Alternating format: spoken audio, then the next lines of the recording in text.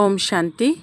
आज का एक प्रेरणादायक कहानी। एक माँ अपने पुत्र से कहती है, पुत्र तुम्हें पीपल का एक एक पत्ता इस टोकरी में जमा करना है। यदि ऐसा नहीं करते हो तो तुम्हें वापस से ये टोकरी पुनः भरनी होगी।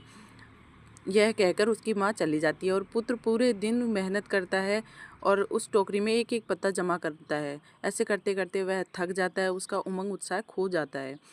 दूसरे दिन वही प्रक्रिया करते करते वह थक कर इतना चूर हो जाता है कि बेहोश होकर गिर जाता है और माँ को कहता है, माँ ये मुझसे नहीं होगा। जैसे ही वो बेहोश होता है तो उसके स्वप्न में महाराणा शिवाजी आते हैं और कहते हैं कि तुम्हें क्या करना है, तुम्हारा लक्ष्य क्या है।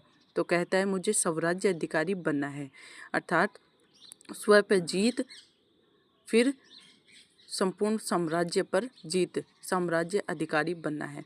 इसके लिए तुम्हें अपने आप पर जीत पानी होगी और इसके लिए तुम्हारे अंदर उमंग उत्साह होना बहुत ज़रूरी है। जैसे ही तुम अपना उमंग उत्साह खो देते हो, अपने लक्ष्य से विहीन हो जाते हो।